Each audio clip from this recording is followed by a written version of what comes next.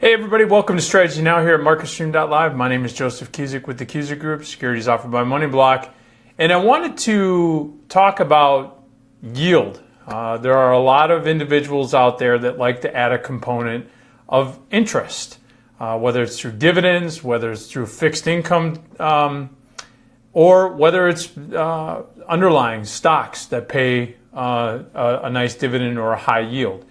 And something that's been notable as we've seen the markets basically grind to all-time new highs, both in the NASDAQ, the S&P 500, the Dow Jones challenging that 21,000.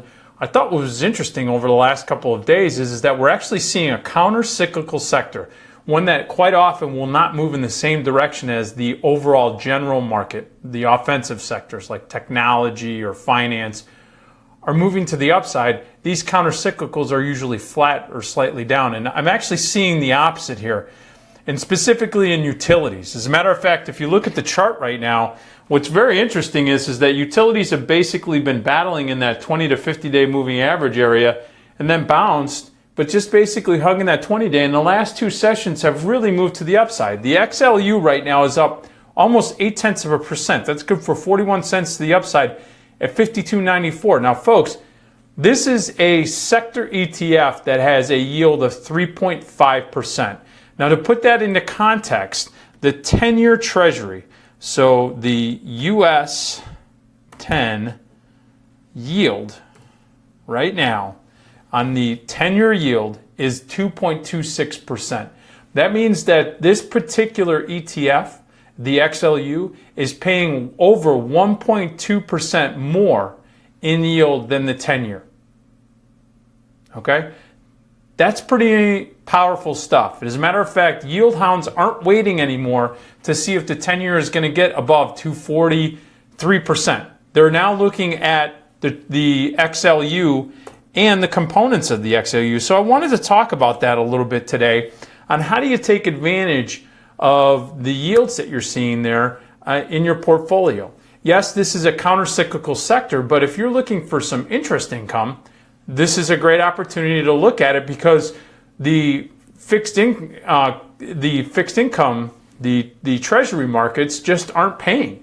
And so if you're not seeing the interest rate environment moving to the upside fast enough for the needs or focus of your portfolio, now you can start looking at utilities, and they're moving to the upside, which is also maybe a potential red flag for the general market. Even though we see that the general market, the Dow Jones, the S&P 500, the NASDAQ, and the Russell 2000. Now, the NASDAQ's a little bit off today, but still almost at all-time highs. They're still moving to the upside, but you also have XLU.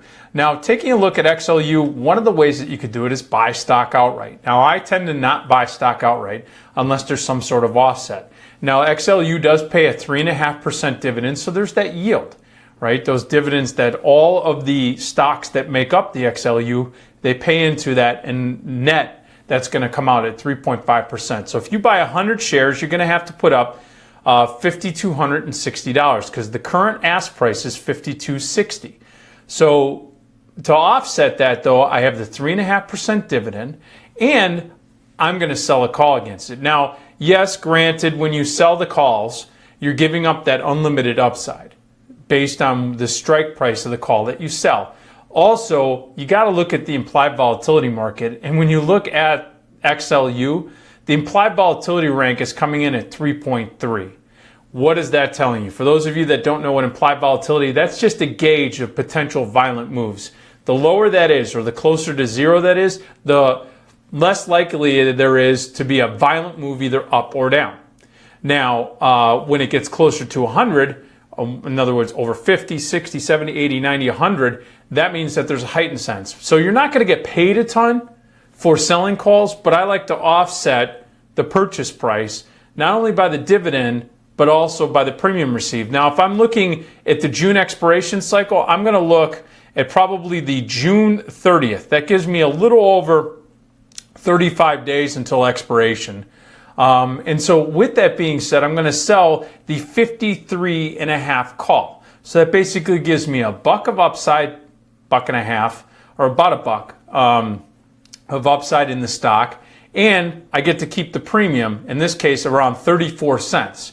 So net, I'm looking at actually lowering my cost basis from 52.60 down to 52 basically 30, and actually 52.26 to be exact.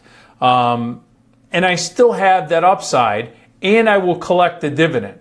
So you'll see as we go through this process that it's a deliberate process of maximizing the yield potential. Now, the probability that it's going to be above 53.5 by the end of June is roughly around 30%. That's where it is as far as expiring. That option's expiring in the money. So there's a 70% probability, 65 to 70% probability that option's going to go out worthless. So I'm looking at this going, okay, I like the yield on both the underlying, I like the yield on the covered call, but how can I actually look at this and actually increase the yield a little bit more than just looking at the ETF? And that's where I break apart the components. And the top three components of XLU are NEE, okay, and NEE right now, Nextera Energy is trading at 139.77.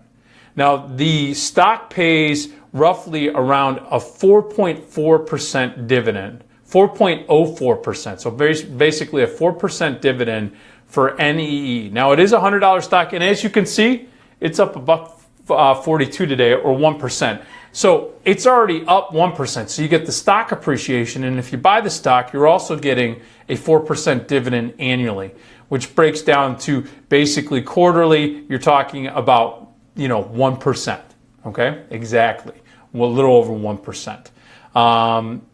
Now the next, and that's basically 8.2% of XLU. The next name that I want to take a look at is going to be Duke Energy. And for a lot of individuals that have accounts that are conservative, that are looking for dividend paying stocks, Duke is typically one of those stocks that is a component in your portfolio. It's up 0.6% today for 53 cents. This pays about a 2.8% dividend, and basically that's 9% of the XLU. So these two names alone are roughly a little over 17% of XLU. And then finally, SO, Southern Energy. Southern Company is trading up 0.5%, 28 cents. And this one has a yield of 4.6%. And this is 7.5% of the XLU. So you could look at any one of these stocks. You could add these to your portfolio. On average, you're basically going to have somewhere around a 3.5 to 4% yield with just these three stocks. And these three stocks make up over right at 24% of the XLU. That's the ETF that tracks utilities. So it's a really interesting way that you can start looking at yield. And when you look at it comparative to the risk-free rate, that belly of the Treasury curve, which is the 10-year, which is the most liquid of all of the Treasury components, that's only giving a yield right now of 2.2%. So you're seeing that putting just these three stocks in your portfolio or the XLU is going to give you a yield component that's over 1.2% more than what the 10-year will give you as far as overall annual yield. So I just wanted to bring that up for strategy now, especially for those of you that are looking for yield and you're getting performance while the markets are hitting all-time highs, which is somewhat of a red flag, but also really important to take a look at.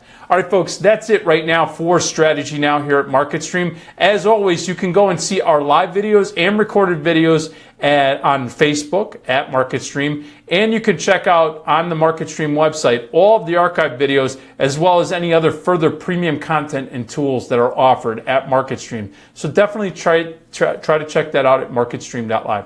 All right, we will be back this afternoon, and we are going to be doing Tech Talk at 3:30 Eastern. That's going to be 2:30 Central Time here on MarketStream.live. See you then.